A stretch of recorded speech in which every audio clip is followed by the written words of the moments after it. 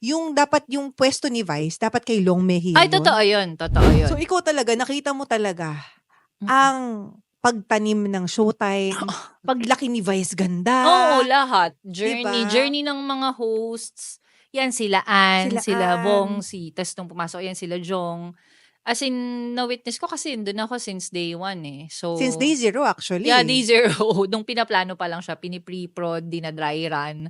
Kasi ito, di ko sure kung sino nagkwento sa akin, to urban legend ba to or something, na dapat yung kay, just correct me if I'm wrong, yung dapat yung pwesto ni Vice, dapat kay Long Mejia Ay, yun. totoo yun. Dapat, nung dinadry run namin siya, isa sa mga, may lineup kami ng hurados. Kasi di ba ano siya yung segment namin nung binuo yung Showtime, dance contest. So lahat ng mga gustong, grupo ng mga dancers na gustong magpasikat, magpa-discover sa TV, sasali sa Showtime. So ang dami naming contestants noon. Tapos, kailangan meron kang set of hurados na isang linggong magja-judge everyday. Tapos, ang pinaka-unique doon, Saturday, yung madlang people boboto kung sino yung matatanggal na hurado.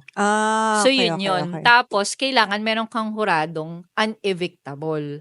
So meron kang isang as in stay in na hurado na hindi siya pwedeng ma-evict. Originally si Long Mejia yun. Tapos nung si Vice Ganda, guest talaga siya na hurado. So 1 week lang dapat siya. Nung dinadry run namin, nung pinreview ng management, ay nakakatawa si Vice, siya na lang. So yun yung story behind it. Para sa kanya talaga to, no? Oo. Tapos siya na yung destiny unevictable. talaga niya. Siya yung as in, hindi siya pwedeng matanggal sa Showtime. Tapos until, nag-host na din siya. Kasama na siya. Correct. Kasama na siya nila Ann. Kasi nag-start kami with Vong, Ann, Jugstead, Kuya Kim. Yeah. So, sila yung 5 hosts namin sa Showtime. Tapos, si Vice, yung hurado na hindi na-evict. Correct. Tapos, yun. Tsaka ang dami na ring mga host na pumasok na wala, pumasok na wala. Sila Billy. Sino yung asawa ni Colleen. Eruption, yes. Marami, no? Actually, we'll get more to that. Pero siguro, I'm sure like yung mga tao, syempre alam nila, ang pangalan mo, title mo, executive producer. Hindi ko kasi alam pag mga tao, pag sasabi ko producer ako, 'di ba? So hindi ko naglalabas ng pera. Ay, di ba parang may misconception na pag producer, ikaw yung nagpopondo sa show, hindi ano bang trabaho ng isang executive producer? At least on your sa akin, kasi tatlo kaming EP.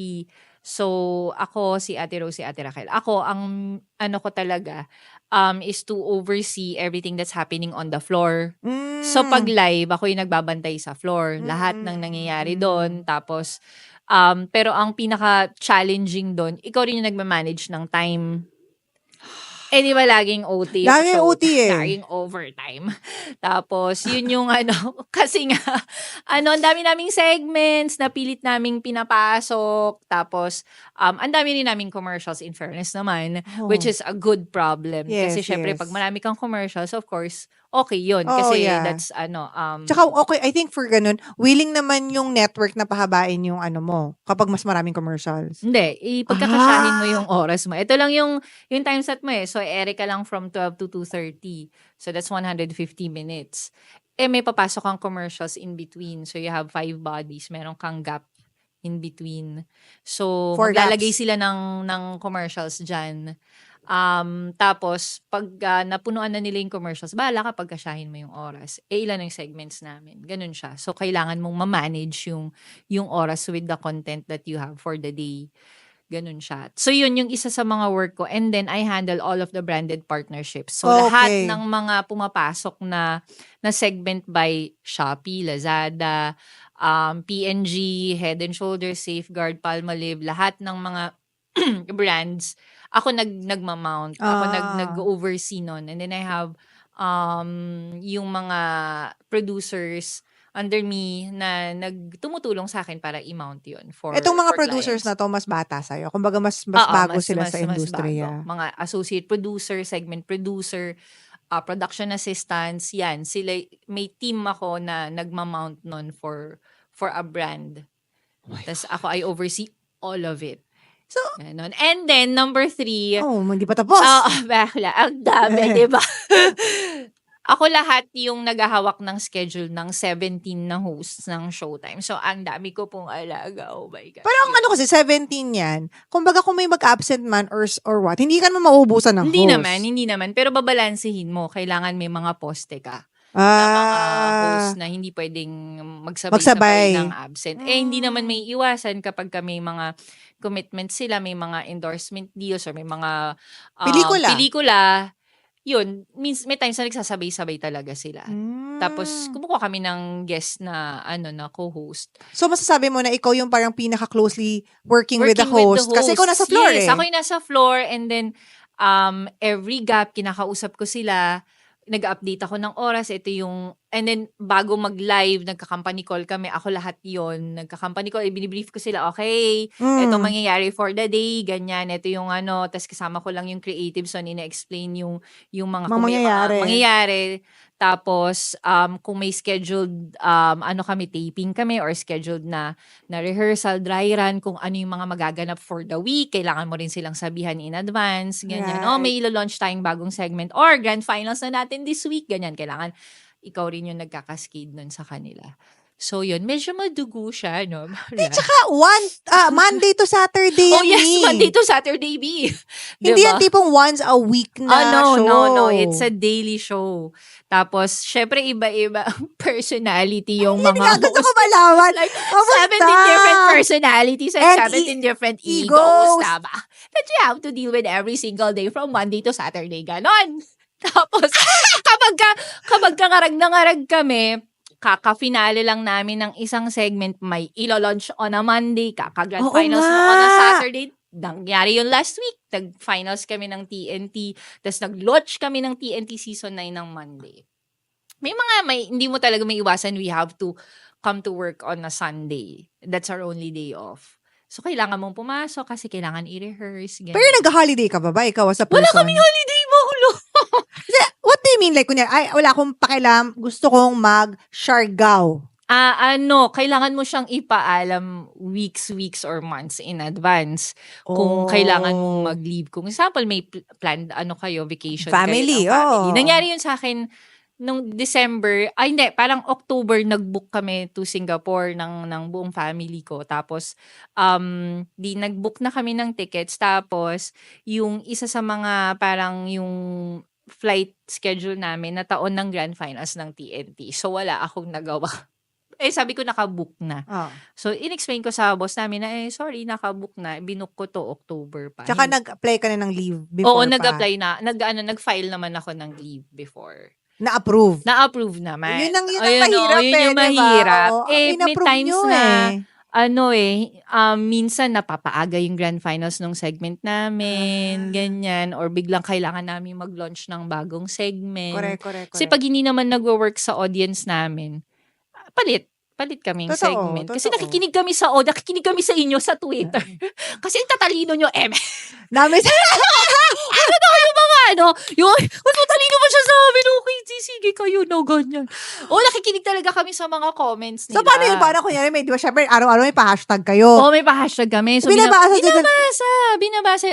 Nagbibigay sila ng feedback. Sana ganito yung gawin ninyong flow. Pero hindi naman ako, as a creative also, I don't think you should listen every time. Hindi naman, not all the time naman. Kapag valid yung suggestion, parang pwede. Sige nga, try nga natin. Go. Pero kapag alam namin, wala to, mema lang. Be out. Actually, marami akong tanong tungkol dun sa mismong pagpapaandar ng show. Kasi ako naka-watch na ako ng live. Showtime lagi, di ba? Nakapanood kayo. Oo, nakakanood naman tayo ng dyan. Siyempre, ang di alam ng mga tao dito, may jester So, may jester. Hindi nila alam yan, diba? Sila pa rin ba yung jester? Alam ko may namatay na jester nung kailan. Dati si Jonas, yung audience coordinator namin. Yung payat? Oo, yung payat na parang, karakter namin. na manipis na tao. Yes. So, siya yung dati. Kilala na siya. Alam ko, he passed away, no? Yeah. Matagal na. Hindi ko na Parang pandemic. Parang Maybe, pandemic, yeah. diba, Oo, parang, oo, no, parang gano'n. Tapos rest in yung peace. jester kasi very important 'yan kasi sila yung nagha-hype ng audience. Kasi 'di Very ba correct. when you come inside the studio kailangan energetic ka, Yes, ganyan. yes. Tapos, hindi puwede yung parang dapat talagang ano, kumbaga yung participation mo dun sa show, dun kasi humuhugot ng energy yung mga hosts, eh. True, true. So kapag kabagot yung audience parang 'di ba, ang hirap Uy, gets ko yan, B, kasi di ba nag-host din Oh, ako? 'di Ang ba? hirap talagang Kapag bagot pagpatay yung yung audience audience mo mo. Eh, sa fan meetings, wala naman jester. oh, 'di Ako na ba? rin yung Ikaw jester. lahat, ikaw lahat yun, girl. Sa'min naman meron. So Oo. bago mag-start yung show bini-brief yung audience, kung Right, ano yung right, mga right. yung guidelines sa'min yung bawal, mga ano, safety din, bini-brief sila. Tapos yung jester would come in to teach them yung showtime theme song, yung dance steps kasi kailangan mong sayawin yung ano, Oh, yan. ganyan. Oo, tama, tama. Ganyan, ganun, ganun, ganun, tas ganun. Oo nga, So, kailangan alam mo yan, alam mo eh. yun, girl. Actually, feeling ko Kailangan papag sumayaw ka, girl. feeling ko papagalitan kapag hindi mo alam. Oo, kailangan di ka mukhang tanga sa TV, 'di ba? Kasi syempre makikita ka, eh. Kasi Makikita ipapan ka, eh, di Oo, ba? Oo. ipapakita ka, eh. Tas minsan 'pag nagte-theme song yung mga yung host sa audience, so katabi mo mga Correct, artista, correct, so correct. definitely makikita ka on Correct, cam. correct, correct, So, correct. yun, tapos hina-hype sila. Kasi nga, kapag yun, pagbagot yung audience, Hindi mahirap naman, masaya. no? Yung host mahirapan ding iangat yung Correct, show. correct, So, correct, correct, kailangan, correct. aside from engaging segments na makaka-relate yung audience mo sa TV, dapat yung audience mo sa studio, ano rin, I mean, Ano din, buhay din. buhay din. So, yun, isa yun sa mga challenges namin. But yun nga, kada gap, kinakausap sila yung mga host. Kada Yes, gap, yes. kinakantahan sila, ganyan. Yeah. In-entertain sila. Nagpapapicture yung mga host. So, yung audience mo, masaya. Yeah, yeah. Masaya. Kaya pagbalik sa body, after gap, ano sila, Excited pa rin sila kahit exactly. na anong oras sa 2:30 na patapos na yung show, taas pa rin ng energy kasi nga we make sure na nakakausap yung audience, Yes, ine-entertain yes. sila. Tapos yun nga, minsan yung mga host nagbibidyoke kapag gap. Ewan ko kung ina-upload naman namin yun sa sa social media accounts ng Showtime. Na-upload namin yun yung pag kumakanta sila Jong, sila Vice, nag-videoke sila, ganyan. Tapos yun, nagpapapicture. Yun yung time na pinupuntaan Yes, ng yes, host yes. yung Para audience para magpa-picture. magpapicture. Correct, Kaya correct, yung correct. audience mo, talagang masaya sila kasi binibigyan namin yung experience na hindi naman nila makukuha sa iba.